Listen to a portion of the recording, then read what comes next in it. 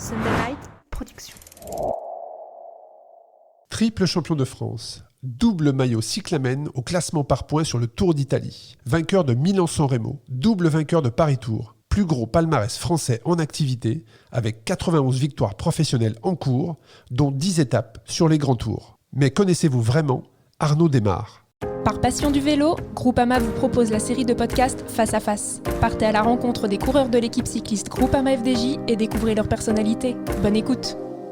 Bonjour à toutes et à tous. Bienvenue sur le podcast Dans la tête d'un cycliste. Nous vous retrouvons aujourd'hui pour un nouvel épisode de la série Face à Face, proposé par Groupama, consacré à Arnaud Démare. Patrick Chassé est allé rencontrer Arnaud, sprinter de l'équipe cycliste Groupama FDJ. Je vous laisse vous plonger dans ce portrait et on en parle juste après. C'est parti.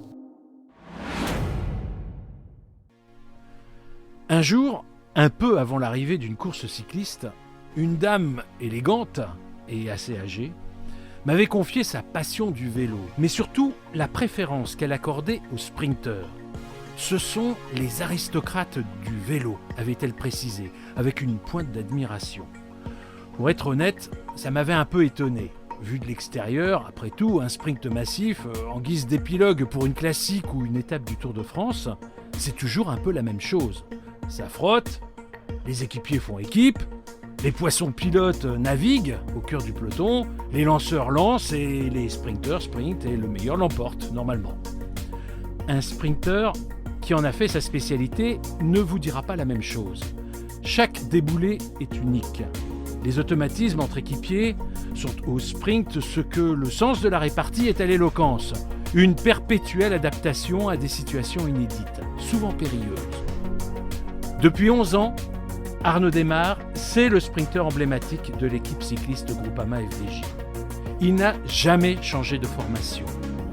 Au fil des années, à mesure que son train d'équipier se bonifiait, le coureur Picard s'affûtait. Il pourrait bien atteindre cette année le cap des 100 victoires chez les pros, dont la plus belle, hormis les 3 titres de champion de France, reste bien sûr le succès sur Milan-San Remo. 107th edition of the Milano-San Remo presented by Nomet Sport. 200 to go now as we're on Via Roma. On the right hand side it is of course Arnaud Démare as well. On the left though they're going with it. Oh, and look at this, I'm not sure behind he's going to have it. Swift is in there, Démare is there. Oh, and Arnaud Démare. That is huge. He won a stage in Paris-Nice. He now has a monument, and this man will be wondering how on earth he didn't manage to do it. C'est quelqu'un qui est très famille en fait. Il a besoin de sentir la présence de sa femme, de ses parents. On voit il y a un lien très fort entre eux. Mais quand tu roules pour Arnaud, quand même tu fais encore 200 mètres en plus. Bonjour Arnaud Démare. Bonjour Patrick, super intro. Résumé ainsi, on pourrait penser que la carrière de Nono l'Aristo s'est déroulée au rythme des victoires amassées. Et on sait bien que les sprinteurs, à un moment, perdent un peu de leur pointe de vitesse, ou bien, et c'est peut-être le facteur le plus fréquent, ne sont plus prêts à prendre autant de risques que ceux qu'ils ont pris auparavant. La meilleure année de plusieurs sprinteurs, que ce soit Greipel, sur le Tour de France, il avait 33 ans. Cavendish, il avait encore 34-35 ans. J'en passe, il y a de nombreux coureurs. Faut aimer ce qu'on fait, faut continuer à travailler et justement faut être conscient qu'on peut perdre notre pointe de vitesse. Ça, moi j'en suis conscient et du coup je le travaille encore peut-être différemment, je sais pas, mais je le travaille toujours parce que être au haut niveau, c'est savoir refaire la même chose sans oublier ce qui a fonctionné, quoi. Parce que des fois on peut se perdre et on oublie les bases. Et moi ça je l'oublie pas, je le travaille et c'est pour ça que je suis confiant en mon avenir parce que je travaille finalement ce que je pourrais perdre encore plus et avec plus d'implication que peut-être que quand j'avais 24 ans, quoi. Est-ce qu'un sprinter n'est pas parfois confronté au doute, à sa remise en question, plus que n'importe quelle autre catégorie de coureurs ? Forcément, y a des moments où on doute, parce qu'en fait on est nourri par la victoire. Et quand on mange pas, et ben on a faim. Et forcément, oui, quand j'ai besoin de lever les bras et j'ai forcément toujours ça qui m'anime, quoi. Cette confiance, quand elle est là, c'est top, mais elle peut aussi vite partir. Mais maintenant, c'est vrai que j'ai l'expérience pour prendre conscience du coureur que je suis et souvent les autres, quand je dis les autres, c'est mes équipiers ou les directeurs sportifs ne comprennent pas ce doute. Ils me disent mais Arnaud, t'es Arnaud, démarre quoi. Tout ce que t'as fait, ça va pas s'envoler du jour au lendemain. Et des fois, moi, oui, je me rends pas forcément compte de tout ça. Petit, gamin, à l'école, concentré non pas sur la vie scolaire, mais sur ce qui se passe avant et après, en pensant fortement au vélo. Comment c'était ? Ouais, j'étais quand même très concentré. Enfin, je pensais beaucoup au vélo déjà gamin, mais pas. Je me disais pas, je vais être professionnel. Je me disais pas, je vais faire le Tour de France. Donc, j'étais pas ce genre de gamin. Par contre, j'étais très compétiteur. Donc dès l'instant qu'il y avait le cross du collège qui était organisé, moi je faisais mes petites courses à pied autour de la maison pour m'entraîner déjà pour ces compétitions-là. Dès l'instant qu'il y avait un chrono, je pouvais être toujours dans les parages et souvent c'était moi qui tenais le chrono pour aller organiser des courses dans la cour de récré. Donc même très tôt, primaire, je me souviens, c'est moi j'organisais des petites courses dans la cour, quoi. On fait le tour de là, on se chronomètre chacun notre tour. Et oui, j'avais ce besoin de compétition et il était très très vite présent. Après, il y avait des petites courses, des pré-courses pour les enfants, où on n'était pas là pour moi, c'était mon père qui faisait sa course et ma mère également qui faisait ses courses, ma sœur également, donc j'ai vu ma sœur faire du vélo avant moi, et puis il y avait des petites courses organisées, donc c'était 800 mètres pour les gamins. Dès l'instant que j'ai pu faire ça, j'étais dedans, j'avais 5 ans, et puis je courais avec d'autres enfants de 7-8 ans, et puis on commençait, c'était 800 mètres de vélo, et puis après forcément ça augmentait, mais très vite, dès l'instant que j'ai pu mettre un dossard, j'étais parti pour faire la course. Et c'est là aussi qu'on est parfois surpris. Je raconte cette anecdote parce que c'est révélateur de la relation père-fils. Ça va quand même assez loin. En 2019, tu pars faire le Tour de Slovaquie. Papa n'hésite pas à se rendre, le fameux camping-car, faire la route. C'est quand même pas de... Il est venu à vélo. Il est venu à vélo, il fait... Avec le comment on appelle ça, le bikepacking, il fait le trajet. Il a fait son road trip et de la Picardie jusqu'en Slovaquie. Voilà, de la Picardie jusqu'en Slovaquie, il y avait 1800 km. Son objectif c'est de faire ça en 10 jours. Il est arrivé à la 3e étape et c'est l'étape que je gagne en plus. Donc je l'avais pas encore vu.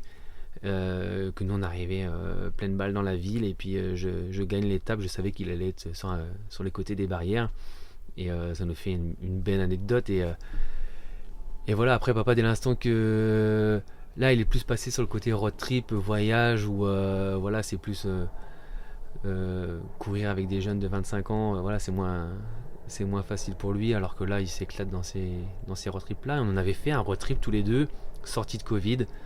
Une semaine, on est parti en Alsace, donc de Picardie, parti en Alsace, et on est revenu, on a fait un aller-retour, et ça c'est un souvenir. On dormait dans des petits gîtes, on faisait des bornes, on faisait 150 par jour, la plus grande on a fait 240 km parce qu'ils annonçaient la pluie le lendemain, on voulait prendre de l'avance, mais ça c'est des souvenirs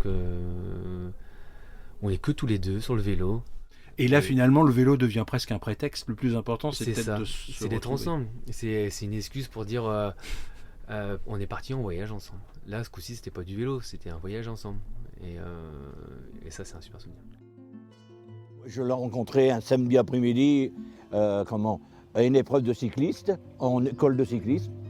Parce que lui, je m'en rappellerai toujours, parce que son père, il le suivait toujours. Ça. Quand je peux, je roule avec. Je loupe pas un entraînement. À chaque fois, quand je peux, oui, j'essaye. C'est génial de pouvoir rouler avec son fils, pro.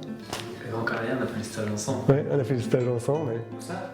À Grand Canaria. À Grand Canaria, ouais. Papa, il a fait la moitié du stage avec moi. Mais quand C'était là, à Noël. Ouais. Ça, Ouais. Vous étiez allé en famille On était là Ouais. en famille. Nono, il a fait 40 heures de vélo, moi j'en ai fait 25, quoi. Et je peux le dire que quand je l'ai vu sur un vélo, il gagnait pas toujours, hein. Il gagnait pas souvent, mais quand je l'ai vu, moi j'ai dit, ce gamin-là, il ira loin. Est-ce que avec Morgane, c'est aussi simple, aussi facile de partager cette vie de coureur? Elle m'a connu au lycée où justement j'étais sélectionné en équipe de France. Elle a toujours été là pour me soutenir et puis elle aime ce que je fais, elle aime ce qu'on fait parce que je l'implique toujours dans ce que je fais et quand je gagne une course de vélo, elle gagne aussi parce qu'il y a tellement ce challenge, cette pression, ce besoin et de gagner et de réussir, elle le subit à la maison. Elle le subit quand ça va pas, elle le voit. Mais sans forcément avoir de dossard. Je rentre de l'entraînement. J'ai pas réussi à faire les séances d'entraînement que mon entraîneur m'a donné. Elle va le sentir tout de suite. Elle va sentir tout de suite si j'ai des bonnes jambes ou pas, parce que je vais être un petit peu ronchon. Je vais avoir la tête ailleurs en train de réfléchir et puis je l'ai aussi dit, hein, c'est mon premier poisson pilote parce que elle, de mon train, elle y restera toute ma carrière et toute ma vie, donc non, forcément nos absences, c'est dur pour une femme de coureur, je pense à toutes les femmes de coureurs qui sont seules chez elles. Elles ont leur métier, elles ont leur occupation, mais il y a quand même le côté où se coucher tous les soirs seul dans son lit, c'est quand même, je pense, les moments d'absence qui sont durs pour nos conjointes. Marc Madiot dit assez souvent, enfin il l'a dit plusieurs fois, il a dit « les gens se rendront compte un jour » du palmarès d'Arnaud Démare. S'il a dit ça, c'est qu'il pense peut-être qu'en France, on n'a pas la même considération pour un sprinter que pour un grimpeur. Peut-être, et puis aussi, à un moment donné, ça me pesait, ça aussi. Justement, il y a 2-3 ans, ça me pesait. Et finalement, j'y suis passé au-dessus. Voilà, ce que je fais, je le fais aussi pour moi. Et puis, je suis moins dans l'attente du regard des autres. Pour moi, j'y arrive depuis 2 ans. Où avant, vraiment, j'attendais, je voulais plaire, j'attendais à ce qu'on me dise que, il est fort. Alors que maintenant, si on me le dit, tant mieux. Et puis sinon, franchement, je suis fier de ce que je fais, je donne le maximum. Oui, j'aurais pas fait des étincelles à la Peter Sagan, à gagner 20 étapes, 20 courses dans l'année, ou faire des étincelles de certains coureurs pendant 2-3 ans. Mais moi je suis là depuis 11 ans. Mon objectif de l'année 2023, ça sera d'aller essayer de passer le cap des 100 victoires. Si je ne le passe pas cette année, ça sera en 2023, ça sera l'année d'après. Mais en tout cas, moi je suis fier de mon parcours, je suis fier de ce que je fais, et puis je suis toujours là, quoi. Donc j'ai traversé les générations de Greipel, Cavendish, Kittel, de Gaviria, de Ackermann, de Caleb Ewan, et moi je suis toujours là. J'ai couru avec eux, oui, ils ont été plus forts que moi à un moment donné, mais je les ai battus, et aujourd'hui je les bats encore, et aujourd'hui certains sont plus là. Eh bien c'est super. Merci beaucoup Arnaud Démare de nous avoir raconté tout ça. Merci. Merci Patrick pour cet échange avec Arnaud Démare. On a une nouvelle fois appris énormément de choses, mais avant de parler, en tout cas de faire ses conclusions de notre échange autour du grand champion, puisque Arnaud Démare est quand même le Français aujourd'hui avec le plus de victoires dans le peloton professionnel, il y a quand même la famille qui ressort. Je ne sais pas quel a été votre avis autour de cet échange, mais Arnaud positionne souvent la famille au centre de ses décisions, que ce soit sportives, mais aussi personnelles, familiales. Alors là, contrairement à Stefan Kung, que je connaissais beaucoup moins, c'était pas du tout une surprise pour Arnaud. Pourquoi ? Parce que la famille, elle est, aussi loin que je me souvienne, elle est présente physiquement Voilà, ça va être ma sur les question. courses. C'est juste dans le discours ou également physiquement? Non, elle La est famille présente physiquement et je dirais au sens large. C'est presque le clan d'Aymar. Et quelle que soit, je dirais, la portée de l'événement. C'est pas forcément sur Milan-San Remo Oui, que sûr. le clan va se déplacer. Mais tout au long de la saison. Mais tout au long de la saison. Et c'est ça le truc. C'est comme s'il avait besoin de cette présence dans la durée. Alors, peut-être pas sur toutes les courses évidemment, mais voilà, régulièrement. Savoir que et puis il y a un intérêt, c'est pas aussi, il n'a pas sur le bord des routes, faut pas exagérer, il n'est pas soutenu sur le bord de la route. Cette présence, elle est là aussi parce que sa famille est très concernée et en demande en quelque sorte. C'est indiscutablement son équilibre vie professionnelle, vie personnelle. C'est justement cet entourage qui est avec lui tout au long de l'année. Moi, de toute façon, je crois pas, je connais pas beaucoup de coureurs qui n'aient pas besoin de cet équilibre. Alors après, la différence aussi, c'est peut-être le rapport qu'il a avec sa compagne, ou plus exactement l'implication de sa compagne dans le rôle dans son rôle de sportif. J'ai beaucoup aimé le comparatif qu'il fait justement de sa compagne, qui l'amène un petit peu dans son métier, puisqu'il parle de poisson pilote. Il explique que sa femme est son premier poisson pilote, en faisant le parallèle avec le train de sprinter, justement, qui l'emmène vers les plus grandes victoires. Et il positionne effectivement vraiment sa femme, qui est un rôle quand même, quand on connaît un petit peu le train d'un sprinter, le poisson pilote a quand même un rôle déterminant. Le poisson pilote, c'est le dernier d'ailleurs, justement. C'est le dernier qui lance, qui laisse Arnaud gagner. Alors, il dit ça, c'est peut-être aussi parce que justement, il a perdu son poisson pilote. Ça, c'est la vie d'une équipe. Hein. Les coureurs arrivent, ils partent, c'est au gré des transferts, des contrats. Et lui, ça a été un chamboulement, mais qu'il ait besoin justement. Et c'est là qu'on comprend aussi la valeur de la famille. Les équipiers passent, changent, la famille, elle reste. Sa compagne, je lui souhaite, elle reste aussi. Donc ça, c'est dans ce sens-là, à mon avis, qu'il faut le. D'ailleurs, il utilise également le fait de ce changement, mais que lui traverse les générations. C'est-à-dire qu'il explique qu'il a connu tout un tas de sprinters, mais que lui est encore là. Ça aussi, ça doit être marquant et particulier dans la vie d'un sprinter, justement. Parce qu'il a beau dire, on sait que la vie d'un sprinter est quand même ténue. Il y a, enfin, dans sa forme optimisée, plein de sprinters. Alors, pas les plus grands, on est d'accord. Pas les plus grands. Il cite Cavendish, il cite Greipel. En revanche, on connaît chez les sprinters, il y a une vraie catégorie, c'est la catégorie des comètes. Il y a des types qui vont être là pendant 1 an, qui vont tout gagner. Et puis, il y a un truc qui se passe, comme ils avaient réussi à sublimer pendant 1 an, et puis après, comme s'ils se consumaient très vite, un petit peu comme une flamme, et c'est terminé. Enfin, c'est terminé. C'est pas terminé. Ils n'arrivent plus à aller au niveau où ils étaient. Voilà, ils n'arrivent plus à dominer. Et on va les retrouver dans les sprints, on va les retrouver, mais plutôt dans les accessites que voilà. Et ça, je dirais, c'est presque le cas général dans la catégorie des sprinters. Et puis il y a ceux effectivement qui sont au-dessus. Et lui se situe, je sais pas s'il, en tout cas, il a envie de se situer, il aspire. Parce que bien sûr sa carrière n'est pas terminée, que c'est pas le moment de faire le bilan, mais il aspire à être dans cette catégorie, on va dire, supérieure, ce qui est bien normal. Et puis on parle à travers cet épisode également des 100 victoires, du cap des 100 victoires. Alors 100 victoires, c'est le coureur aujourd'hui, le cycliste professionnel français le plus titré. Quelles sont vos émotions à travers ces 100 victoires? Parce qu'en tant que journaliste, avoir...